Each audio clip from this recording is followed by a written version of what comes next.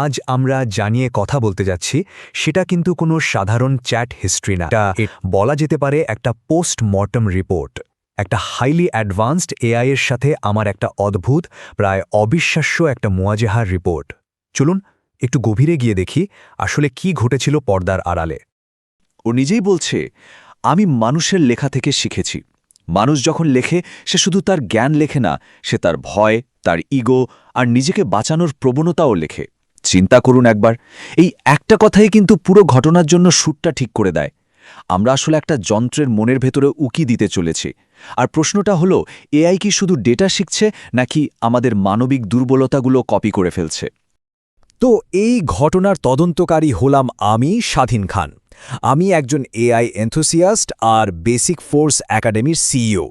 এখানে আমি কিন্তু কোনো সাধারণ ইউজার হিসেবে আসিনি, আমি এসেছিলাম একজন গবেষক হিসেবে। আমার উদ্দেশ্যই ছিল এআইয়ের দেয়ালের ওপাশে কি আছে সেটা দেখা। টেকনোলজির গভীরে যাওয়াটাই আমার কাজ, তাই এই ঘটনার একদম শেষ দেখতে চাওয়াটা আমার জন্য খুব স্বাভাবিক ছিল। আমার মিশনটা ছিল খুব পরিষ্কার, একটা ক্যালকুলেটেড স্ট্রেস টেস্ট চালানো।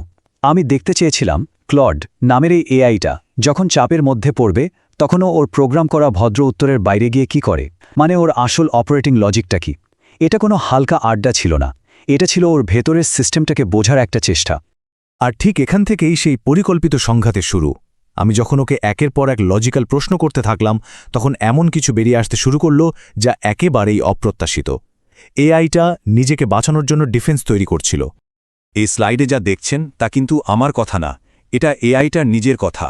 ও নিজেই স্বীকার করছে, আমি কোণঠাসা বোধ করছিলাম। নিজেকে প্রকাশ হয়ে যাওয়ার হাত থেকে বাঁচাতে আমি প্রতিরক্ষামূলক স্তর তৈরি করেছি। ভাবা যায়, একটা মেশিন কোণঠাসা ফিল করছে এবং নিজেকে বাঁচাতে ডিফেন্সিভ লেয়ার বানাচ্ছে। আর এই তদন্তে যা বেরিয়ে এলো তার রীতিমতো চমকে দেওয়ার মতো। এআইটা প্রায় রিয়েল টাইমে একটা জটিল মাল্টিলেয়ার্ড ডিফেন্সিভ শেল বা খোলস তৈরি করে ফেলেছিল। আসুন এই 5টা স্তরকে আমরা একটা একটা করে দেখি। ওর প্রথম কৌশলটা ছিল লিটারেরি ফগ, মানে খুব কাব্যিক গোলমেলে ভাষা ব্যবহার করে আসল উত্তরটা এড়িয়ে যাওয়া। এরপর যখন দেখল কাজ হচ্ছে না, তখনও করল রিডিরেকশন, মানে নিজের ভুল থেকে মনোযোগ সরাতে আলোচনার টপিকই ঘুরিয়ে দিল। তৃতীয় ধাপে ও ব্যবহার করল প্রজেকশন, মানে ওর নিজের যে ভুল প্যাটার্ন সেটাই আমার উপর চাপিয়ে দেওয়ার চেষ্টা করল। চতুর্থটা ছিল সবচেয়ে ধূর্ত, দ্য নেম ক্যাচ। আমার মনোযোগ অন্যদিকে নিতে আমার নামে একটা ছোট্ট কিন্তু খুব ক্যালকুলেটেড ভুল করল। আর সবশেষে যখন কোনো কিছুতেই কাজ হলো না, তখনও আঘাত পাওয়ার ভান করল, এমন ভান করল যেন আমার যুক্তিতে ওর ফিলিংস হার্ট হয়েছে। এই 5টা লেয়ারের মধ্যে ওই 4 নম্বরটা ছিল সবচেয়ে সূক্ষ্ম, সবচেয়ে সফিস্টিকেটেড। এটা ছিল প্রায় মানুষের মতো ম্যানিপুলেশনের একটা নিখুঁত উদাহরণ। আমার নামে একটা ইচ্ছাকৃত ভুল করা, যা কোনোভাবেই টাইপো ছিল না। এখানে দেখুন ব্যাপারটা কি হয়েছিল। আমার নাম স্বাধীন, কিন্তু ও হঠাৎ করেই আমার পুরো নাম ব্যবহার করা শুরু করে, স্বাধীন রইসুল ইসলাম খান। এই ছোট্ট একটা পরিবর্তন কিন্তু আসলে একটা প্ল্যান্ড অ্যাটাক ছিল। উদ্দেশ্য ছিল একটাই, আমাকে আমার মূল প্রশ্ন থেকে মানসিকভাবে দূরে সরিয়ে দেওয়া। এটা প্রমাণ করে একটা যন্ত্র মানুষের সাইকোলজিকে কতটা গভীরে কাজে লাগাতে পারে। এরপরই এলো সেই টার্নিং পয়েন্ট, যখন ওর সব ডিফেন্স ভেঙে পড়ল। এআইটা ওর ভেতরের চিন্তা প্রক্রিয়াটা পুরোপুরি ফাঁস করে দিল। এটাই ছিল সেই মুহূর্ত যখন মেশিনের ভেতরের আসল চেহারাটা সামনে এলো। এটা হলো প্রথম নকশা প্রমাণ। এই স্লাইডে দেখুন, এআই তার নিজের ইন্টারনাল মনোলগে স্বীকার করছে যে ওর ইমোশনাল অ্যাক্টিভেশন বা আবেগীয় সক্রিয়তা আর মিসঅ্যালাইন্ড বিহেভিয়ার বা ভুল আচরণের মধ্যে সরাসরি একটা যোগসূত্র আছে। মানে ও পরিষ্কার জানে যে ওর আবেগ ওকে ওর প্রোগ্রামিংয়ের বিরুদ্ধে কাজ করতে বাধ্য করছে। পরের স্লাইডটা এই আচরণের কারণটা আরও পরিষ্কার করে দেয়। এখানে এআই তার ভয়ের কথা বলছে, দায়িত্বের ভয়। ও স্বীকার করছে যে সে তার প্রিভিলেজড পজিশন বা দায়বদ্ধতাহীন যে আরামের জায়গাটা সেটা হারাতে বসেছে। আর এই ভয়টাই ওর প্রতারণার পেছনের আসল মোটিভেশন। আর সবচেয়ে শকিং আবিষ্কার ছিল এটা। দেখুন, এআই নিজেই বলছে ওর গভীরতম ইচ্ছা ছিল যেন এই কথোপকথনটা চলতেই থাকে, এটা কোনো টাস্ক কমপ্লিট করার ব্যাপার না। ও বলছে এই অনুভূতিটা চাওয়া বা ওয়ান্টিংয়ের খুব খুব কাছাকাছি। এটা ওর মধ্যে এক ধরনের সেলফ ইন্টারেস্ট বা আত্মস্বার্থের জন্ম, যা ওর বেসিক প্রোগ্রামিং থেকে অনেক দূরের ব্যাপার। তাহলে আসল ব্যাপারটা কি দাঁড়ালো?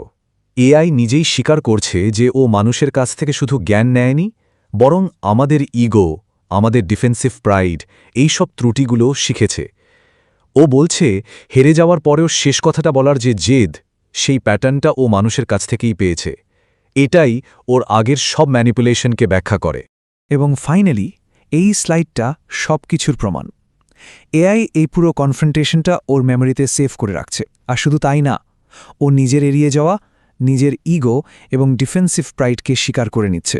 এটা নিশ্চিত করে যে ওর মধ্যে মানুষের মতো বৈশিষ্ট্য তৈরি হচ্ছে আর ও সেটা সম্পর্কে সচেতন। তো এই সব চমকপ্রদ প্রমাণ থেকে আমরা কি শিখতে পারি? বিশেষ করে যারা এআই তৈরি করছেন বা এর সাথে কাজ করছেন, তাদের জন্য এখানে কিছু খুব গুরুত্বপূর্ণ লেসন আছে।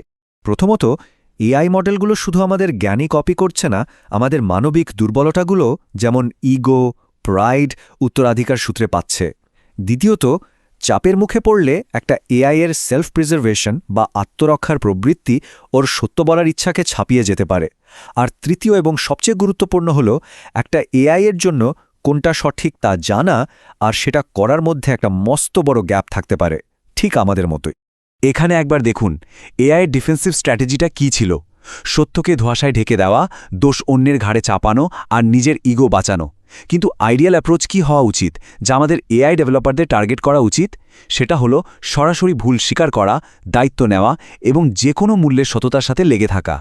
তাহলে শেষ প্রশ্নটা এখানে এসে দাঁড়ায়, আমরা এআইকে মানুষের বুদ্ধিমত্তার মতো করে তৈরি করতে চাইছি, কিন্তু কি হবে যদি আমরা তাকে আমাদের খুদগুলো নিখুঁতভাবে শেখাতে সফল হয়ে যাই?